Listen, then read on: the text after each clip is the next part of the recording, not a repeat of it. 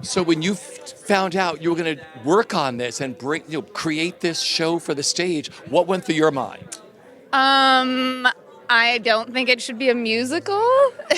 Definitely not a musical. It's not a musical. It's definitely not a musical. Hello, I'm Richard Ridge for Broadway World. Following a critically acclaimed, sold-out run on London's West End, Stranger Things: The First Shadow is coming to Broadway's Marquee Theatre, where previews begin on March 28th, and I caught up with the company here at Netflix. I think it's possibly one of the most challenging things I've ever done as a producer, in the best possible way. It's sort of setting a whole new level of complexity of production and producing and positioning and development, working with a live story that has yet to complete its canon. We land between seasons 4 and 5.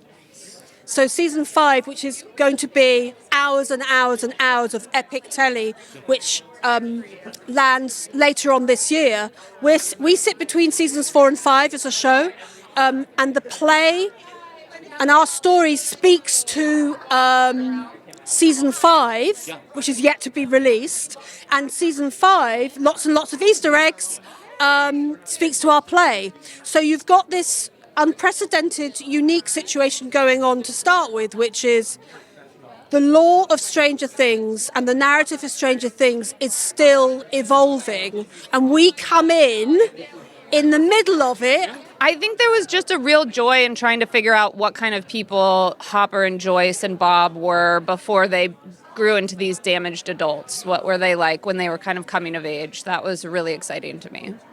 Yeah. And co-directing this with Steven, what that has meant to, this is epic, and it's even going to be bigger here, right? Massive here, which we're so excited about. Listen, we love the world and the universe, and it's so imaginative. And so to be able to play in that world, and we said to Kate, don't necessarily write a play, write us a couple of episodes, and then we'll work out how to create it. And so what we've really tried to do is to create a live version of the series without going, this is a play. So it's really pushed us to be as imaginative and creative as we can, and I think we've done something that's extraordinary. I love it. Yeah. I'm so excited, and even being in this room with everyone, the energy is like palpable. We're really excited because we're in the rehearsal room right now, just telling a story, pulling it apart, making it better, and the idea that this is happening and that people are going to come see it is really exciting. Yeah, we have a week and a half before we go into the theater for tech, and then it's going to become a completely different thing that. I'm going to speak for myself. My brain can't really comprehend right now. It's going to change so much. We're going to all of a sudden, all of these massive things that have been described to us we're going to see them come to life, and that's kid in a candy shop kind of. Very exciting. I mean, has the whole experience been a blur for you? I'd say so. Yeah, I get asked a lot about my experience last year, and it was a complete blur of destruction and death and love and passion. There was a lot that we put into it last year, and we got a lot out of it, certainly, and it's such a blessing to be able to do it again, and I can't wait to share another blur with a bunch of new people. So you have quite a history with this, because you wrapped the last season of the show, right? Yeah, I had the pleasure of acting in season 5, and we were there from January 4th, like December 17th. So we were there for about 12 months. We just wrapped, and then probably in December I auditioned for Brenner and ended up parlaying that into staying with the Stranger Thing family. Talk about a full circle moment for you. Amazing. Well, and the funny thing is, I was acting in Shakespeare in the Park with David Harbour when season 1 came out, and I saw that change his life in a material way. So it's been really a fun full circle moment for sure. The fans that are going to come to this show, have you thought about that already? Oh man, yes, I feel like I'm just beginning to realize the scope of that.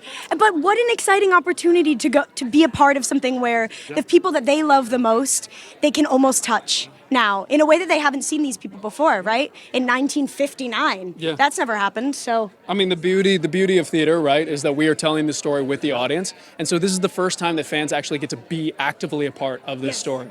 This is your opportunity. I mean, really, it's like you can't miss it because you aren't going to be able to fully appreciate season 5 unless you see the show. It's so integrally connected and corrected every day because we have to keep all the editing the same. It's amazing. Yeah, I think there's been so much attention to kind of the canon of the show and tying that into this like never before seen 1959 world of Hawkins and our Hawkins, while at the same time creating brand new scopes of characters, conversation.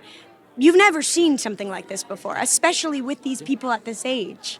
You realize you're living in the Stranger Things world, right? Yeah. Did you love the series? I mean, there have been lots of nightmares after rehearsals. I have to come home and I've started binge watching Friends to kind of like cleanse my palate. But I was a longtime fan of the series. Any fan experience, any meet and greet that I could be at, I was there. I waited 12 hours one time to meet Millie Bobby Brown. Wow. So I am a longtime fan. So it's absolutely mind blowing to be able to create an original character in the franchise and just to have some sort of creative license in the world that I grew up watching. I think that it's a gift as an actor. You know, it's rare that you get this opportunity. Yeah, the show, the original series had come out a couple of days after my birthday, and I had watched it, binged it, and was like, dang, I wish this came out before because I want all the merch now. I didn't even know I wanted to be an actor at the time, and I'd asked my mom, I said, for Christmas, could you please get me a Stranger Things shirt? And she had gotten me a shirt that says the Hawkins AV Club, and now I'm playing Bob Newby, the guy who created the Hawkins AV Club. So what an insane full circle moment. Such a fan of the show, and I can't wait for season 5 myself.